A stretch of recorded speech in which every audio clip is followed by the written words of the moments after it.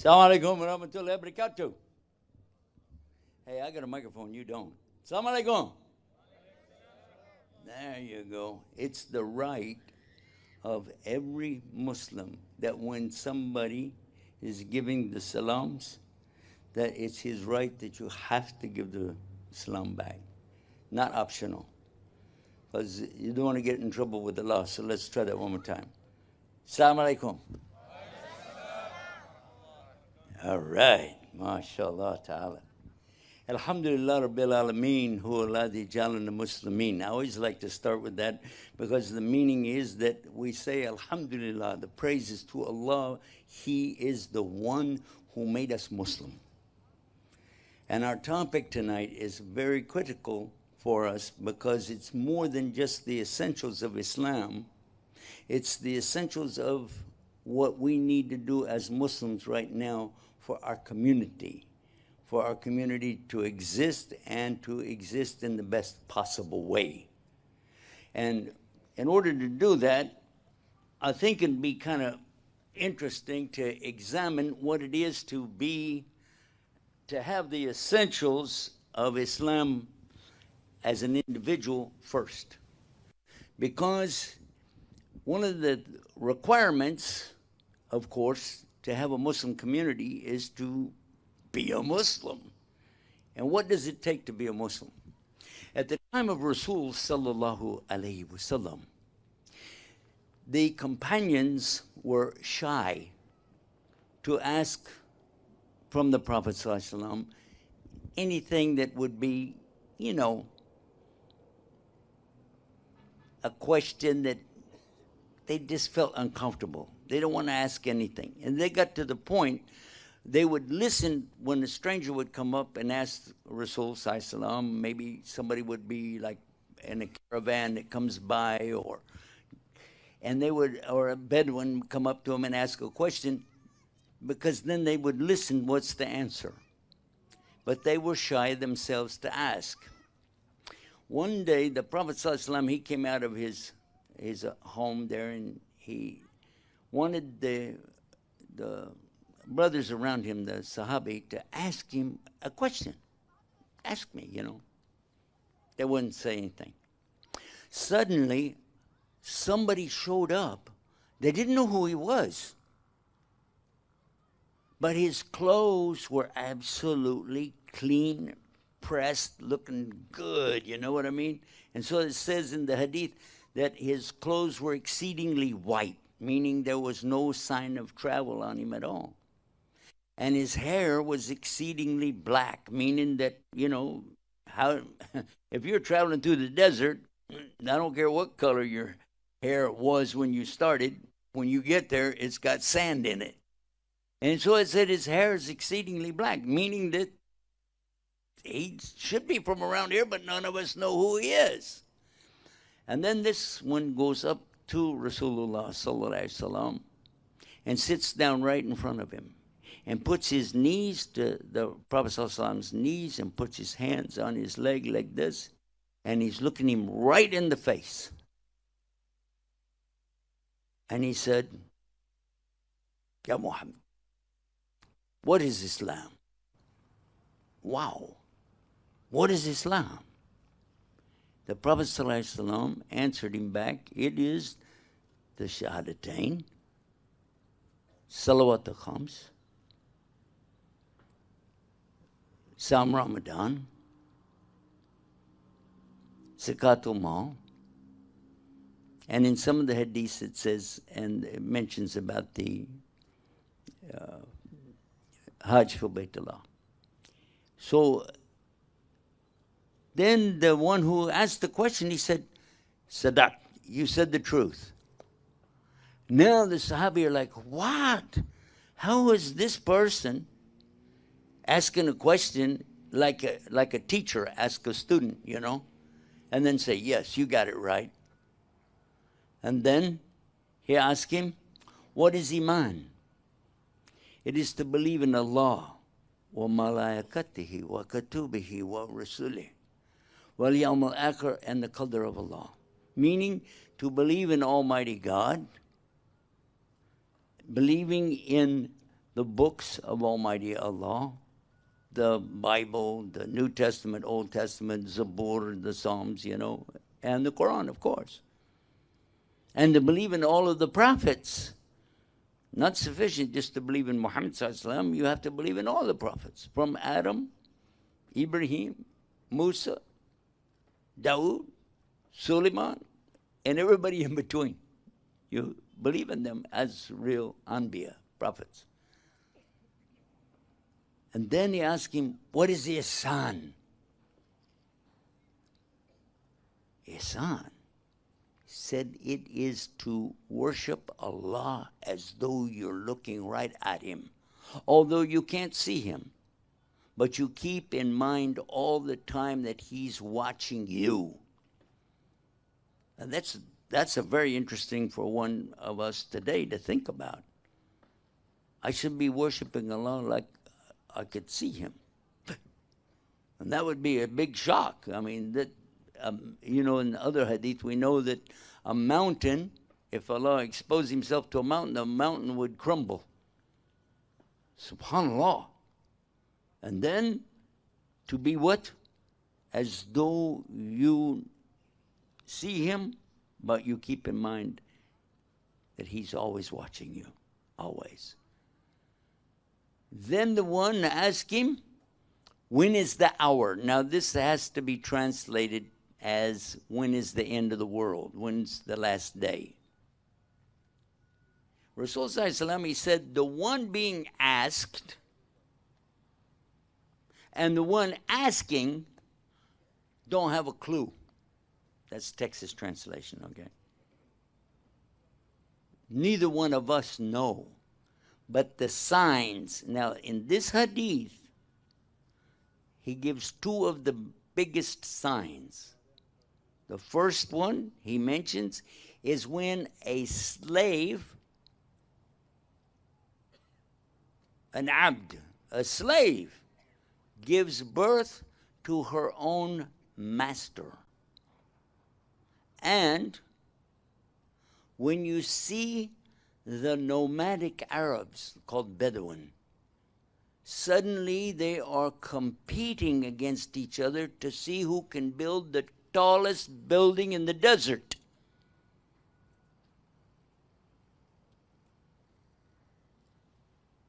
The Prophet ﷺ, he got up and went back in his room, something, and then later he asked Omar, go get this guy. Go get him.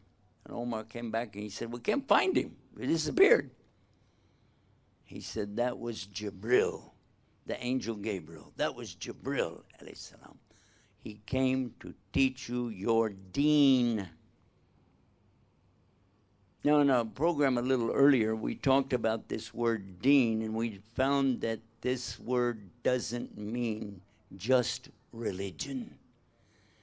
In the English language, religion is really something that is one of the things that you might have or might not have, a religion. And it's not really a dependent thing, whereas deen is very dependent. It means that each and every human being has a deen.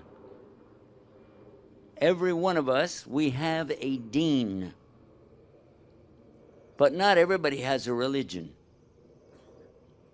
An atheist, for instance, would laugh if you said, well, you have a religion. He said, no, I don't. That's why I'm an atheist. I don't want anything. But in the Quran, Allah says, Ya ayyuhal kafirun. He's telling us what to say. Qul, say. O you who are a kafir. And at the end of that one, it says, Lakum dinakum waliyadeen. To you, yours, and to me, mine. What's he talking about? The deen. And if the guy is an atheist, he doesn't have a religion, but everybody has a deen. A deen means your way. How do you walk? How do you talk? How do you think? How do you act? How do you treat the people? All of these things are your deen. This is what you do. Simple as that. So in this hadith, the Prophet ﷺ is saying that is the angel Gabriel who came to teach you your way. What is your way? And that's what we want to talk about tonight. We want to find out exactly what are the essentials. Now, we've found from this hadith some of the things that we're supposed to know about and do. The first things that are mentioned are 5, and these called the pillars of Islam. And at the center, and this is interesting that the Prophet ﷺ brought it like this. I don't know if you know a lot about tents, a khayma, but a tent, if it has a small tent, it has 4 poles at each corner, but then there's 1 pole in the center. And the Prophet ﷺ is telling us about the belief in Allah and the shahada that testifies to this belief. Ashhadu an la ilaha illallah, ashhadu Muhammad Rasulullah. This is the shahada thing. So this is the center pole. This is the center pole of the tent. This the big part of it. I don't know if you're like. Hello? Did the time run out on this thing? Has it got a timer or what? It looks like it's cutting in and out. Alhamdulillah. So if you follow this like a tent, and you put up the tent and you have a top on the tent, but you don't put that center pole, I promise you it's going to go like this. Now you can't even stand up in there because it's going to be on your head. This is a very important pole as the belief in Allah. So we have the 5 pillars of Islam, and then we have the 6 pillars of Iman. 6 pillars of Iman. To believe in Allah. What does it mean, by the way, when we say we believe in Allah? Do you know that Arab Christians believe in Allah? Did you know that? Go to Lebanon or Syria or Egypt, anywhere where you find Arabs that have Christians, and ask them in your Kitab al-Muqaddas, which is what they call the Bible, the Holy Book, what does it say on page 1? What does it say on page 1 of your book? Does it say God? Or does it say Allah? And of course, because they're Arab, it says Allah. So they believe in Allah. But what do they believe about Allah? So this is the subject when Allah is telling you about your right belief, Iman in Allah. What kind of Iman? Because if you think Allah could be a tree, like some of the religions, they worship trees and they say this is my God, or this is how I get to my God. Or if it's a rock or a stick or a stone or a bone that somebody worships, they're giving their ibadah to this thing, then this is not, it's not going to work. Allah's not going to accept that. Because Allah, in the first commandment, in their Bible, in the book of Exodus, the second book after Genesis, it tells them in chapter 20, very crystal clear, I'm the Lord your God that brought you out of the land of Egypt and the house of bondage.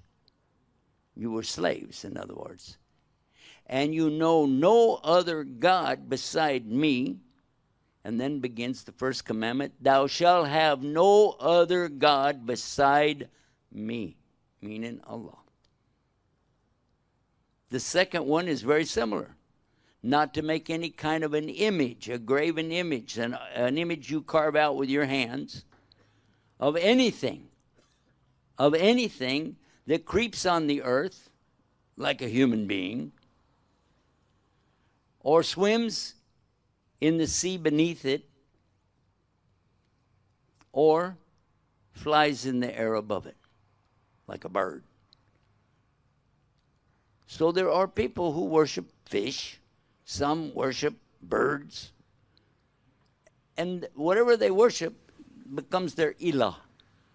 But in Arabic it's very clear, la, no, ilaha, gods, illa, except Allah. So that's the very first and foremost thing. Because if anybody makes association with Allah in worship, Allah says in the Quran, chapter 4, verse 48, which is Surah An-Nisa, that He does not forgive shirk. But anything less than that, Allah can forgive. Anything less than that, Allah can forgive. But that one doesn't work. So this is a critical thing. Each one of the subjects, we have to know what does it mean. To say, I believe in the Malaika, the angels. What do you believe about them? Because if you think they're partners with Allah, you just violated the first one. What do we believe about angels? We believe you can't see them because they're made out of pure light. I'm going to give you a little lesson in science right now. There's a light right up here. You see the light? And you see me. The reason you can see me is because the light is reflecting off of me. Otherwise, if we turn all the lights out, you can't see me, right? We say it's dark. You can't see in the dark. But between me and the light is light, but you can't see it. You only see light when it reflects off of something. The angels are made out of pure light. That's why you can't see them. You can't see pure light. It travels through space, and the space is dark until the light hits something. Got it? So you need to know, you don't need to know the science, but you need to know that angels are real. The only reason you don't see them is because they're made out of pure light, but they are doing the will of Allah. And angels never fail to do the will of Allah. They never disobey Allah. So this is another lesson for those who choose to believe that the shaitan, the devil, is a fallen angel. If you said this, it means you don't believe the right way about Malaika. They never make mistake. The shaitan is from the jinn, and they are like us. They can make mistakes. They have choices. If you have no choice in the matter, then that wouldn't be fair, right? You can't help what you're doing. The angels cannot help what they're doing. They're only doing what Allah orders them to do. So they don't have to be judged on the day of judgment. Jinn and humans, we have a choice. And we're tested on this earth about that choice. Now let's go to the next one. What do we believe about the books of Allah? We have to believe in the Bible more than the Christians, more than the Jews. We have to believe. But we believe in it the way it was revealed to the prophet it came to. And those prophets were only coming to their people. And those books that came to them were not protected from any alteration or change. Allah didn't give them that protection. He did allow them to play with it, change it, make bad choices. The Quran, on the other hand, has never been changed and never will be changed. And it is always in the Arabic language. And it starts with a ba in Bismillah ar-Rahman ar-Rahim, and it ends with a sin in Min al-Jannati wan Nas. And everything in between is all protected by Allah. So that we know. And it's from the Quran that we believe in the books that came before, because that's a condition of taqwa. So yeah, we have no problem with that. What do we believe about the prophets of Allah? We believe, first of all, that they are human. And if anybody said, no, one of the prophets was a god, or a son of a god, or a daughter of a god, or a next door neighbor to a god, anything like this, it's not acceptable. The prophets, the Anbiya, the Nabi, Sallallahu Alaihi Wasallam, all of them are human beings. They are humans. And they came with a message to every generation. But the last one came to all mankind and jinn. And that's Muhammad Sallallahu Alaihi Wasallam. The message La ilaha illallah. This is the main message. None of them came with something different. There's some little differences in fiqh, like food, different foods, maybe clothing, but nothing about worship. It's always the same thing. Always the same thing. Nothing's different. La ilaha illallah. And then, as far as what do we believe about the Day of Judgment? Again, there are people today, even some in my country, who claim that they're Muslim. They claim that. But listen to some of the things. Number one, they believe that God is a black man who walked on the earth about 80 years ago. Does that work? No. They also believe the white man is the devil. I have a problem with that one. That doesn't work. Because we know that the jinn, you can't see them either, but not because they're made out of light. They're made out of a fire without smoke. So, knowing about these prophets, these guys have to be human beings. And then on the Day of Judgment, this same group, they don't believe we're going to have a body on the Day of Judgment. They think they're going to be floating around like a ghost. No. As a Muslim, we know that every human being will be brought back. Now, this is good news, especially for atheists who don't think they're going to have any life afterwards. I got good news for atheists. You will be having another life, for sure. Congratulations. The problem, you're not going to like it very much. Hellfire is not a nice place to be. So we have to believe that we will be resurrected again with a body, and we will be living eternally. You'll never die again. That is what we believe. And then finally, and this is key, brothers, sisters, listen carefully. Because our Prophet warned us in another hadith about the sixth pillar of belief, the qadr of Allah. He told us, sallallahu alaihi wasallam, that in the last days, there are going to be people from this ummah who will not accept the qadr of Allah. They will argue about it. Ikhtilaf. They will make this separation amongst themselves about this topic. Now watch. What is the qadr of Allah? The qadr of Allah is the knows. Why is that doing that?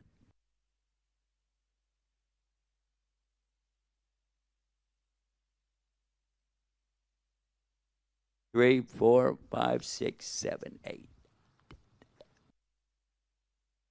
So what we know is that we're seeing it today. There are those who are complaining. They say, well, if the qadr is already known to Allah, everything is already written, how is it fair? This is Shaitan telling them to say this. How is it fair if everything, whatever I'm going to do right now, when I was playing with a microphone, I had no choice in that matter. Did I? It had to happen, right? No. No. Allah's not punishing you for what happens. The punishment or reward is coming from what you wanted to happen. So you wanted it to happen, but it doesn't mean it's going to happen, does it? Maybe you'd like to have a brand new Mercedes in the parking lot that never runs out of gas. Go ahead. Wheel it up. You can't do it. But you can choose to drive the car that you have, and even then maybe it won't start, right? So now that is the qadr. The qadr means Allah, yes, He knows, but you don't. And that's why it's fair. You're making the choices because you don't know the outcome. Every single human being and every single jinn and every single thing that Allah created already has a purpose, and it will do what Allah wants it to do. That's the qadr. But you don't know what it is, so you go through it just like we do every day, not knowing what's going to happen next. And you're making choices, and I'm making choices. This is something that there are those who don't want to believe that. But this is not an option. This is not an option because it is one of the 6 pillars of Islam that Jibril alayhi salam asked the Prophet about. So it's not optional. By the way, there's also some people today, in another hadith, the Prophet ﷺ told us that there will going to be a big sign of the end time when people don't accept hadith anymore. They just say we believe only in the Quran. And we are seeing that right now. There are people, they call them Quraniya. They only believe in Quran. We just take the Quran. That's it. If you know a lot about the Quran, you can see that that is a ridiculous statement, because the way we know the Quran is through a series of hadith. First of all, Jibril alayhi salam, he hears from Allah, right? So he then tells Muhammad sallallahu alaihi wasallam. Muhammad sallallahu alaihi wasallam recites that to his companions, and they recite it to the next generation, and so on until today. Is that true? That's called hadith. That's what a hadith is. When something is narrated down, it's a story passed down. The only difference between the Quran and the hadith, like Bukhari, Muslim, Ibn Majid, Abu Dawud, so on, is the quality of the chain of narrators. And that's why you will find some hadith which are sahih, some that are hasan, some that have different status. So believing in the Quran is essential, of course. But also, the Quran is telling you that Muhammad sallallahu alaihi wasallam is your example, the best of the examples for you. And it says in the Quran, Ati Allah wa Ati Rasul. And in one of the ayahs, it just says Ati Rasul, which means obey Allah and obey the messenger. And in one of the ayahs, it clearly said, it didn't mention obeying Allah. It said obey the messenger. How are you going to obey the messenger if you don't know what he said? Can you tell me that anywhere in the Quran it says Salawatul Khams? We heard that in the beginning of this program because it's what? It's the hadith of Jibril. But it was the Prophet ﷺ talking to Jibril, the same one that brought the Quran to him, and that's why, of course, the angels tell him, Sadaq, you said the truth. So this is not an option to believe in hadith, because otherwise you wouldn't know you pray 5 times a day. You wouldn't even know how to pray. You wouldn't know how you will stand, how you will make ruku', how you will make sujood, how you stand close together. You know this from hadith.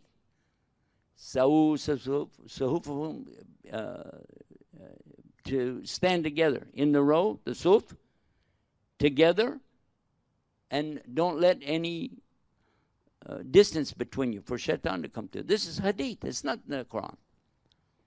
How do you know about fasting Ramadan? Here's one for sure. All the scholars, they like to mention this one about hadith. In the Quran, in Surah Baqarah, when it's talking about Ayah 182 is when it introduces the subject of the Ramadan. Then it's telling you to go ahead and eat and drink through the night until you can see the difference between the white thread and the black thread. That's what it says in Arabic language. Aswad wa abyad. These threads. So one of the Sahabi, now this is a hadith, one of the Sahabi takes a white thread or a black thread, and he's laying them there and he's watching it on the ground, waiting for the time when he can see the difference between the white and the sun was up. And they went and told the Rasul Sallallahu, the sun was up before I could tell which was which. He said, this is not talking about this thread. It's when you look out on the horizon and you can see the difference between a thin thread of light, almost like the difference between black and dark. Difference between black and dark, just something different. How would you know that? Unless you knew the hadith. So there are many hadith that are very essential for us to understand the Sharia and the fiqh of Islam. Now, we've talked about the essential of being a Muslim itself, and I put a lot of effort on this one tonight rather than talk about the community, because if we're not all on the same page, we're not a community. We're just a bunch of people standing around. We need to be on the same page, just like in the Salah. How would it be if everybody had a different Qibla? It would be a joke. Some are turned this way, some are turned that way. And as soon as you try to make a ruku, you're going to have a big problem. Is that true? And then forget about it. When you get to sajda, that's going to be a mess. Everybody need to be the same. Is that right? Now look what Allah told us about this subject. Now, after we are all hopefully following Quran and Sunnah, what about the community? There are some things that the Prophet ﷺ explained to us and made it crystal clear. I want to share one of them with you right now. When in the Quran it says, "Wa umruhum shura bainahum," what does that mean? What is shura? Wa umruhum shura bainahum. And between you, make shura between you. You guys make shura between you. What does it mean? Consultation. Talk to each other about something. Don't just do it. Listen. So if you have an Amir, he's supposed to take the opinion and listen to the opinion of the people. He doesn't have to do what they say, but he needs to listen to them. There's two reasons. One, because maybe somebody's going to come up with a better idea than he had. And the other one is to make people feel like they're part of a team. It's not complicated. Big corporations use this method all the time. IBM, Microsoft, they use this. They take the opinions of the people that work there so they feel like they're part of something. They do that. But there's something else, and I want you to listen real careful to this. I got a chance to visit with one of your organizations just recently here, and I really enjoyed it. I took advantage of them in a way because they had something posted up there, part of a hadith, and I had fun with it. But I want to share with you in a very serious manner. Oftentimes, we only quote part of something, and if you're not skilled in this, if you're not a scholar, if you're not somebody that has a scholar close by, maybe you took it on yourself to think you know what it means. But it's not thing to do. You need to know what it means. And I'll give you one of the examples. One of the examples is when we read from the Quran. The Quran is, of course, you can't change it. There's no way you can play with it unless what? Unless you give a different meaning to the words, or if you only quote part of the ayah. A'udhu billahi minash shaitanir rajim. كنتم خير أمة أخرجت للناس تأمرون بالمعروف وتنهون عن المنكر وتؤمنون بالله. How many of you know that? Raise your hand if you know this ayah. You heard it before? Don't nod your head. Did you hear what I said? I said raise your hand, okay? If you know the ayah, Habib, thank you very much for putting your hand up. All right, good. Because that is not the ayah. That's half of it. That is half of it. Kuntin khayra ummatin. You are the best of the ummas. Raised up. Because you call to al-maruf, you forbid al-munkar, wa tu'minuna billah, and you believe in Allah. And it's the only ayah in the Quran where you have a juxtaposition of the belief in Allah coming after the mu'amala. Mu'amala is the action, the things you do. But these two things in this ayah are first before the belief in Allah. I asked a scholar, this is what you're supposed to do. I said, is this just the way you can look at the Arabic language, or what's the story here? Because everywhere else, starting in Surah Baqarah, going all the way back to Surah Al-Asr, you always find this when it says, Alladina amanu wa amilu salihat. You know how it goes? Alladina amanu wa amilu salihat. Those who believe in Allah the correct way, their iman in Allah, and then the mu'amala, the actions of the righteous, the salihat, right? It always says it like that. Only in this ayah you have two actions, because it says you call to al-maruf, you forbid al-munkar, wa tu'minuna billah. So I asked the scholar about that. I said, well, how does that work? He said, it depends on how you understand maruf and munkar. Maruf, in general, it means good, and munkar means bad. So you call the good and forbid the bad.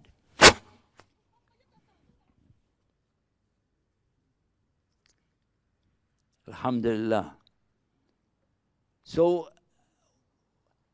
the Sheikh, he said, in this ayah, it's meaning you have to call to the ultimate good, which is La ilaha illallah.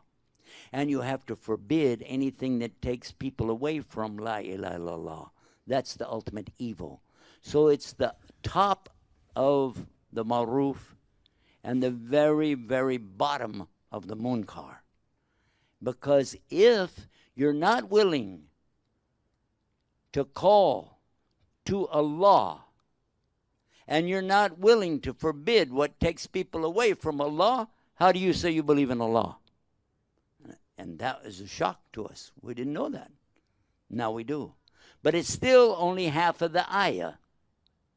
And this brings us to a bigger community. If you know the rest of it, you can understand why it's critical for us to work closely with all of the community, not just ourselves, but especially the Christians and the Jews.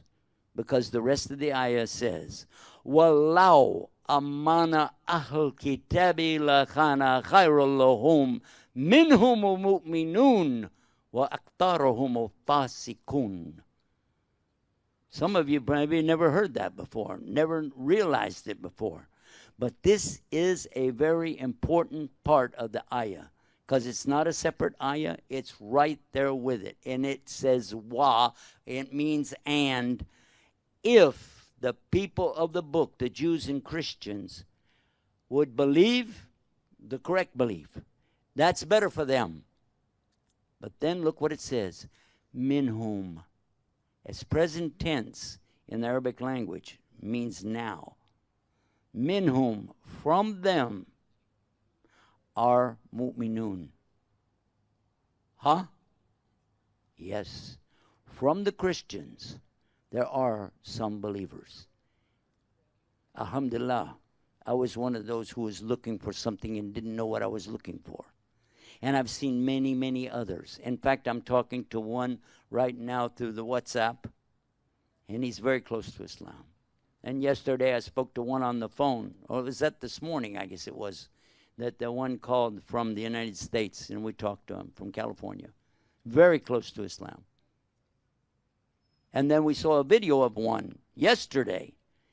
He's studying Arabic, and he said, I ran across the Quran, and he says, it's amazing. And he said, I'm a Christian. He said, but I love this. And Muslims should be reciting this. And he's telling us what we should be doing. But there's more to the ayah.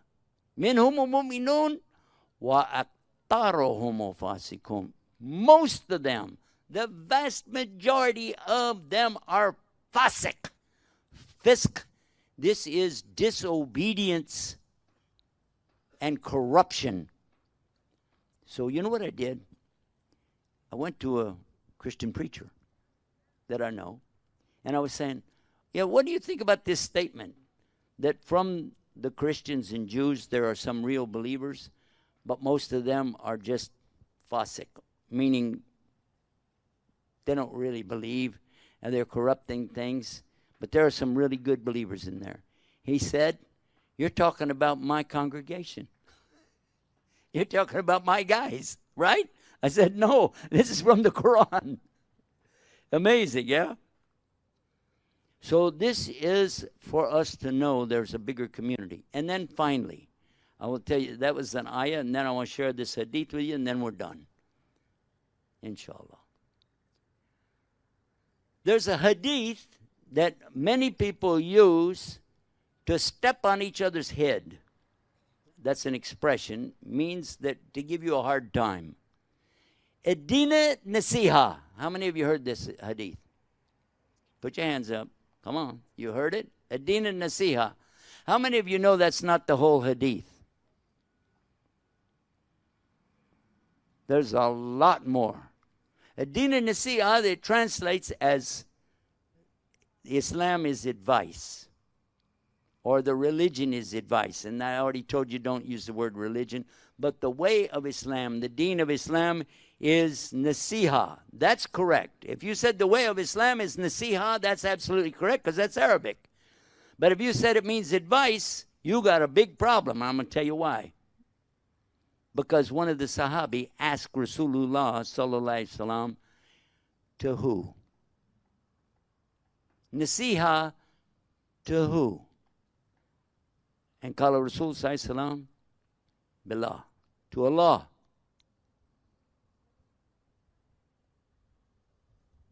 And his books, his book, Allah, and his book, the Quran, and his Prophet, sallallahu alaihi wasallam, and the Wali Amr, and the general public. Can you tell Allah what to do? If you listen to the first part of what we talked about in Tawheed, that's like stupid. What are you talking about? I'm going to tell Allah what to do? That's crazy. What? Allah, I think that giraffe's neck is too long. Could you make that a little bit shorter? And you know the mango? I love mango, but that seed is way too big. If you could just like make that small. Come on, man. Who are you talking to? Yourself? You don't. This is Allah. You don't give Allah advice. And you cannot give advice to the Rasul sallallahu alaihi wasallam because he has passed away. And you're not going to tell him anything.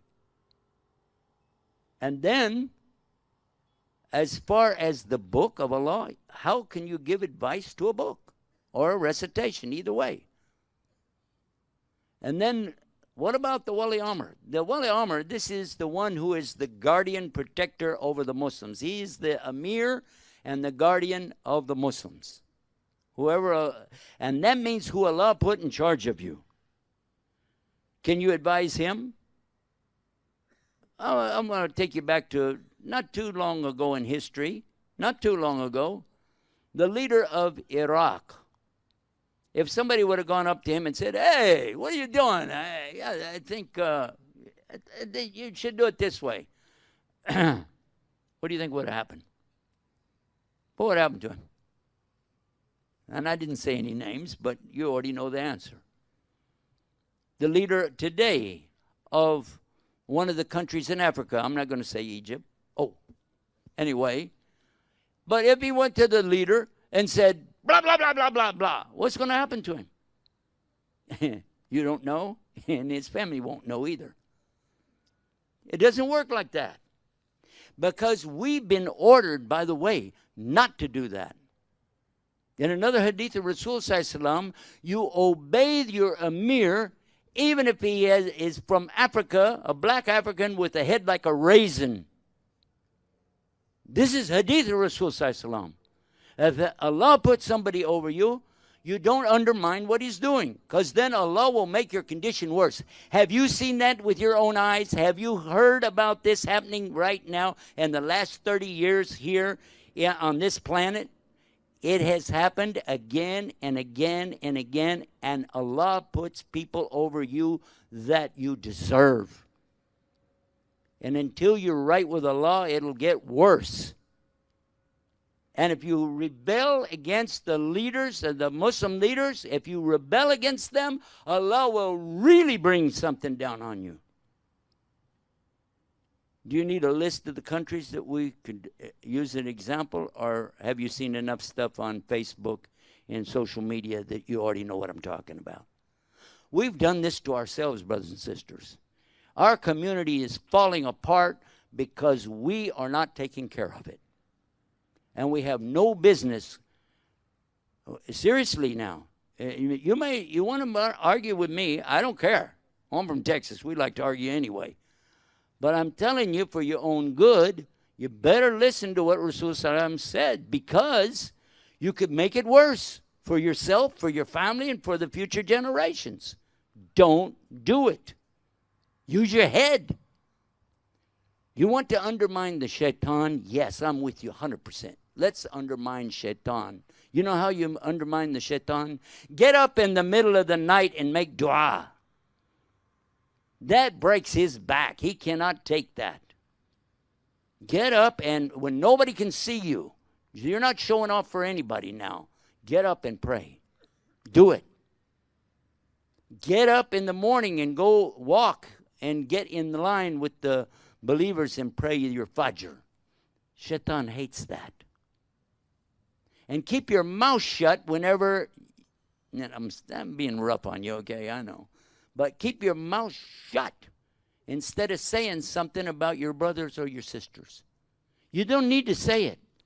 Man kana yu'minu billahi wal yawmil akhir yakhulu khayr. Let the one who really believes in Allah and the last day either say good or keep his big fat mouth shut. That's Texas translation. It just says, be silent. You want to be successful? I want to be successful. I want the Muslims to rise up and be the best. But you're not going to do it with a vigilante attitude. It's not going to work. Support your leaders. I said this a long time ago when I was in Pakistan. Before 9/11, I was there. And all the time that I was there, I kept hearing the local people there saying, everybody in our country is corrupt. Everybody is taking reshwa. You know, everybody knows what's reshwa? Huh? Bribery. Yeah. They're all crooks. Everybody in this whole country is a crook. And it happened on the event of Sir Syed Ahmed's birthday, that they had some kind of a gathering. And the brothers in the car with me said, hey, we could get you up there. I said, I don't want them to go to a birthday party. And they said, no, come on. There were 6 of us on that stage, and everybody's speaking Urdu, by the way, okay? And I know some words in Urdu. Pani penge. Up Pakistan sahe. TK. That's it. So what am I going to do? Alhamdulillah. Allah let the last one right before me speak in English. I went, oh. So I understood what the story was about. When it was my turn to speak, the first thing I did, I asked the audience. I said, is it true that everybody in Pakistan is crooked? And they all said yes. I said, everybody in this country is crooked? Yes. So your mother's crooked? No. Your father's a crook? No. You're crooked? No. So not everybody's a crook. And then they were looking at each other like, whoa, where'd you get this guy? Then I brought the subject up. At that time, Clinton was in office in the States, and Musharraf was their leader. And I said, well, what about your leader over here? And man, you should have seen these guys. Pakistan's different. It's going to remind me of the old West, you know. They're like, ah! And I said, you know what? You're complaining about your leader. This is not Islam. It is not Islam. Why do you think that a leader of a country will listen to oppositions? Why do you think that any country, That one, he's going to listen to somebody from some other country because the guy is saying nice things to him. And if you're saying only bad things, and then these guys are saying good things, who do you think he's going to listen to? In Islam, you don't curse people. You don't say, Ya Allah, do this to him. No, no, no. You say, Ya Allah, give him hidayah. Because the very worst leader in the world could suddenly become the best. Isn't it true that Omar radiallahu anhu at one time was one of the biggest enemies to Islam? Isn't it true that he also used to worship handmade gods? Isn't it true that he buried his own daughter and left her for dead out in the desert? Isn't it true? And yet today we respect him so much because Allah changed his heart just like this. From the dua of Muhammad sallallahu alaihi wasallam. So how come we're not saying this? How come we're not doing that? Why aren't we getting up in the night and praying for these people? Allah can change them, and He will change them. Allah will give you the best community when you deserve it. But if you look around and you see that I am not in the best community, go look in the mirror. That's your real enemy. Don't be looking at each other. Don't be picking at, oh, that sister, she doesn't even wear her hijab all the time. And look how it hangs off of that. That's not your business. Let's, brother, look at that. He keeps shaving his beard off. That's not your business. Brother, Adina Nasiha. Hey, we already talked about that. It means to give what? Not advice. Sincere dedication to Allah, His book, His prophet, to the Wali Amr, and finally to the rest of the community. I want everybody here to read 18 ayahs tonight. I want you to read 18 ayahs. If you don't know the Arabic language, don't bother to read it in Arabic. I want you to read it so you'll know what it means. These 18 ayahs are in Surah Al-Hujurat, chapter 49 of the Quran. This is the best advice for a community you can get, and it's right there, beautiful, in the Quran, chapter 49, telling us the danger of one group of people making fun of another group, of men, of women, suspicion of each other, racism, telling us that Allah created all humans, every single one of us now, here, now, and everyone sitting at home watching this thing, all of us, we came from one human being, Ahad, one unique human being, Adam, alayhi salam. And from him is made Hawa, Eve. And from those two, tribes and nations. And Allah made us different from each other so we could recognize each other. And I recognize right now my brothers and my sisters in Islam.